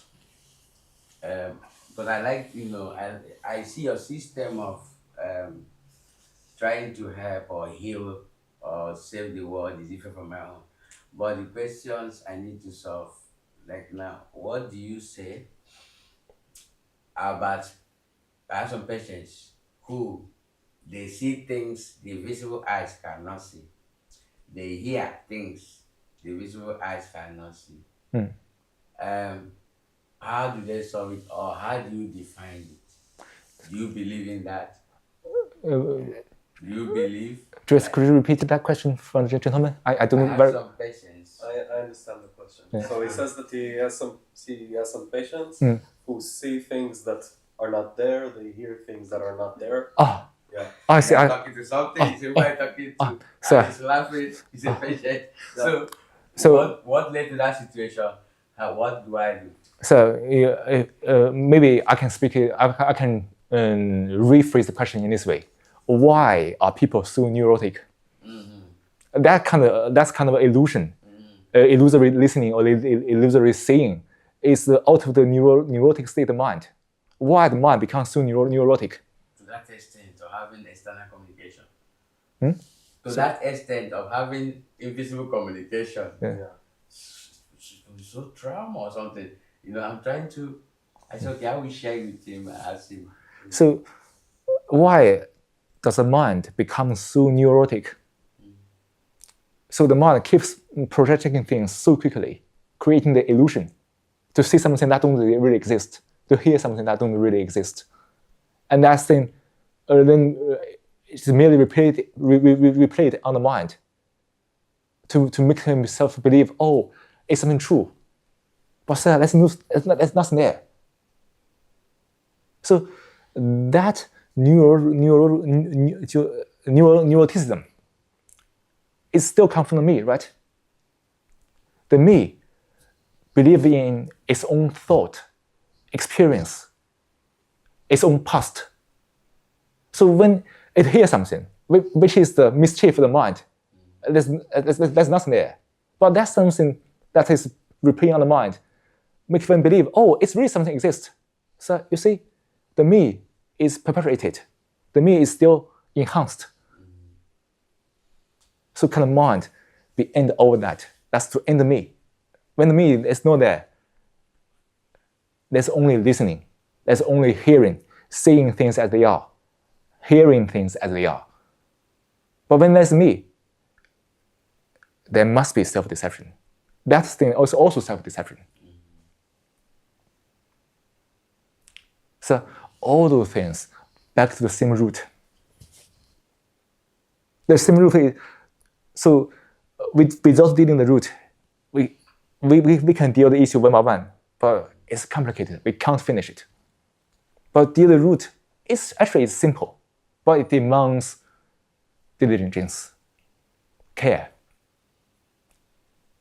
observe, and putting aside everything now. Okay, why bring bad dreams? Why people have bad dreams? Well, some of my patients don't want to sleep, and you see, I want to. I understand, sir. Yeah.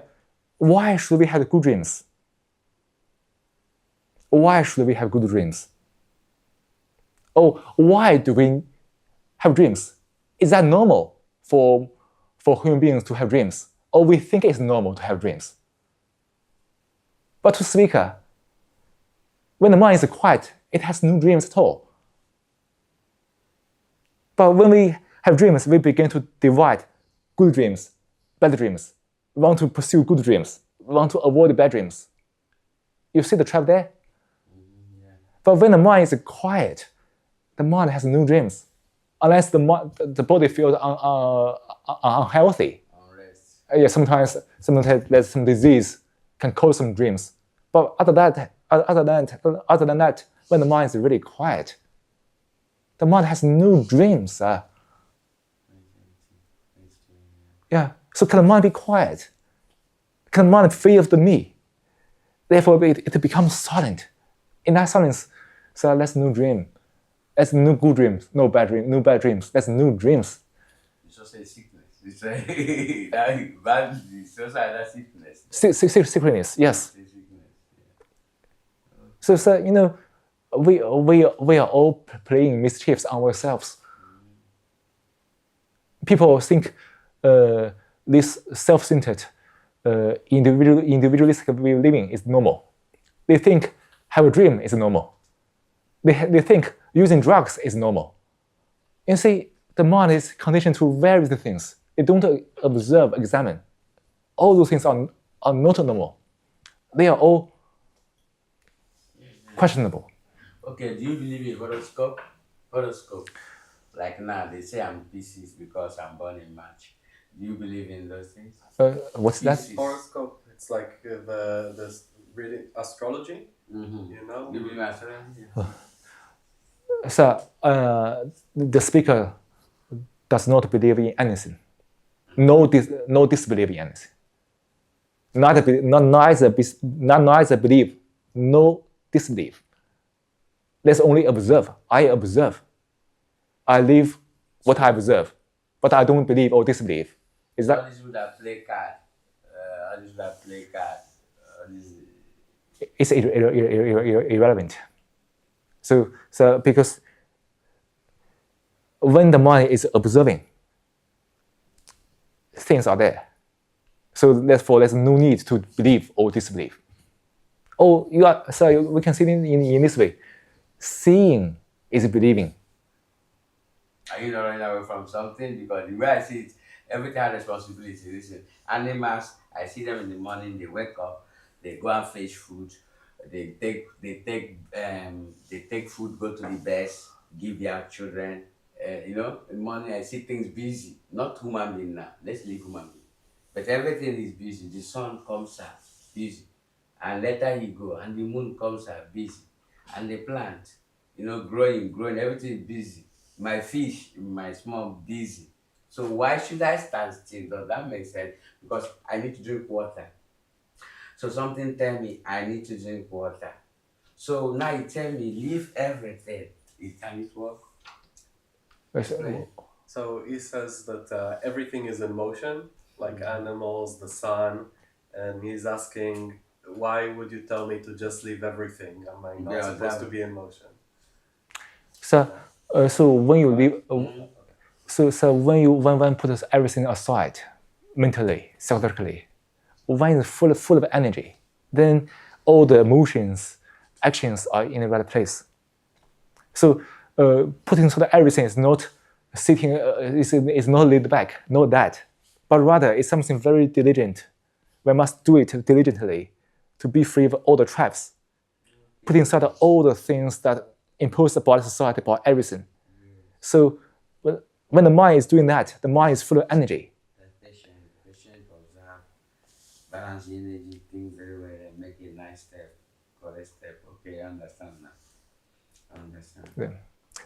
I think it's interesting that a lot of the issues you raised, and you're talking a lot about like very serious issues on very wide ranges from addictions and suicide and bad dreams, and they're all coming from the same place in the end. They're thought created. And also, sir, we have to say that this society is very harsh. Yeah. Unless for people who are very well off, they can have money to deal with various things. For people who don't have money, this society is, maybe it's not right to use the word, but it's monstrous. Yeah. It's very cruel to those people. Yeah. And they are being hit by people from all places, landlord. It's very cruel. Yeah. And it seems that the whole society, the government has no insight into this, because everybody living their own illusion. They don't really care about the suffering of human beings. So this whole society, has such a disorder at root. Where are we heading to? If I may ask you a question, where are we heading to? Where is the world heading to? Where are we heading to? That's the world. Yes, sir. Where are we heading to? Where are we going to? So that's the world. You now. Because listen, we are in the same globe. If rain fall, you fall everywhere. If sun come, it shines everywhere. So, what our perspective as that's what can you predict? The way we do like betting football, no? I would say adjust this. What do you think? What is the present situation of the world for you as an observer? For you an observer, how do you see the world today? Explain. Yeah, exactly. Saying you're an observer. Where do you think the world is going? How do you see the world is developing? So first of all, what can we do to make the world better? The mind is observing, but he is not an observer. The mind is observing without being the observer. So he is part of the world, because our human consciousness is one. Everything is connected.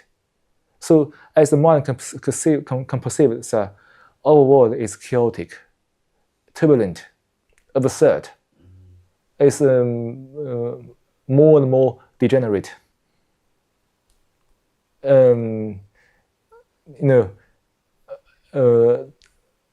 Totally immoral,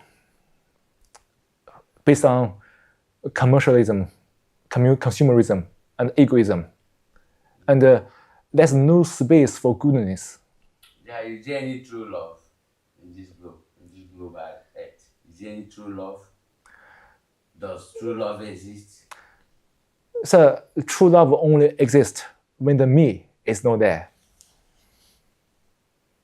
But as long as there's the ego, love is not. As long as there's a self-centered thinking, this utterly individualistic thinking, love is not. So love is passion. Love is energy. Love is compassion. How can we love a person without love all human beings? If we only love a particular person without loving human beings, that's self-deception. That's love is mere pleasure, fulfillment, identity. So when I love somebody, I also love everybody. Otherwise, I can't love that specific person. When I don't love everybody, I only love myself. That's the fact. Most people don't admit. But the self-worship. So finally, what do you believe in? What do you believe in? You believe in the sun? You believe in, like China now, we do our own New Year, so what is your Tibetan? No.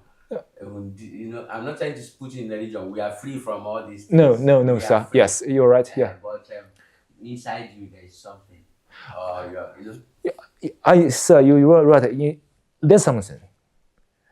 But that thing is beyond the verse. But the speaker does not believe in anything or disbelieve in anything. Just observe. It's there. So that's why I say you ask me what I believe. Nothing to believe, nothing to disbelieve. Then your program, the name, if you check the history, is something from your culture, from someone is coming. So what is it called? Because now you say this is free of religion, everything. But I'm seeing this like kind of Tibetan way, It's not Tibet. No. That's, we go to temple, No. Free yoga, it's not. No. So, sir, it's nothing. You let it somewhere. You didn't just come like that. But it's really nothing. So it's just simply as it is. Nothing. We love it. Just be nothing. This that you are teaching from the Tao, right? Yes, just be nothing, That's sir. what Tao. This is what I want to know. Yes. Explain me. Go deep on that Tao. People want to know. You say China, this, what is this? Tell us today about the Tao. Just put aside everything, sir. Be nothing. And everything is there. Be nothing. Everything will take place in the right way. So, be nothing. Our thoughts, our idea, all the things will have the place, have the right place. They are functioning harmoniously. But so really nothing to believe or disbelieve. So speaker has any belief system. He has no God. He just observes things are like this. And it is there. It is immovable. It is unshakable. Every time the speaker use different expressions, but it points to the same thing. So it's just this. If I can try to explain it, we're speaking English right now, but it's not that English is the purpose. It's just a tool. Just the tool, yes. So we're using the Tao as a tool. It's like a language we can use to explain things, but it's not that we believe in the Tao. No. It's not that. No, that. What is Tao? Because it's BC, century. I'm seeing many ways something. So communication I'm seeing. I want to know more about them. So something from the patient. Yeah. I want to know more about them. So from the patient. It's good energy. No, ancient. Okay, ancient. So if you ask what means Tao, Tao means the ultimate truth. Tao means the ultimate truth. Yes, the ultimate truth. That the light, the hidden truth. Yeah. The hidden food. I understand what you mean. Yes. By the way, we probably need to pause at some point, right? Yes. Yeah. Yes. Yeah, because the session has lasted for 2 hours. more than 2 hours. Yeah.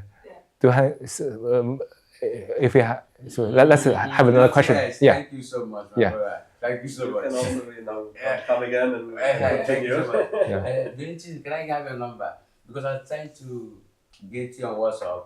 I'm among your WhatsApp group. I'm among. I will send you message as well. So to get you online, like when I have someone I want to organize something, and I want anything I'm doing, they can talk to you direct.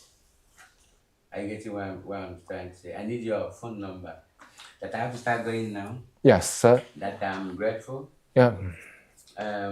We are neighbors, I'm 298 Rapping Bootstrap. So I'm happy to be your miss. I love what you're doing. We need it.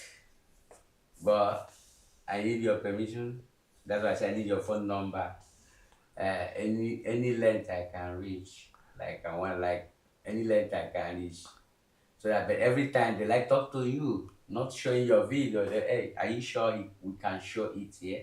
I say call him. Are you getting what I mean? Do you understand my brother?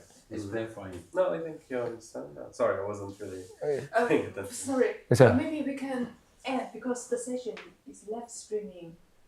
Yeah, Next week. really? Yeah. Wow. So maybe let's end it First, and then we can talk about that. Sorry, Yeah. okay, Just okay. 5 minutes. Okay, let's. Okay, thank Okay. you so much. Thank you for watching, everybody. Actually, there are a few people left messages Yeah. in September. Let's quickly answer it.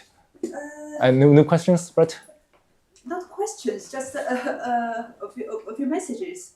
Maybe Cico can respond in very briefly. Yes, please. So, one message is that it's all made up stories from beliefs and programs.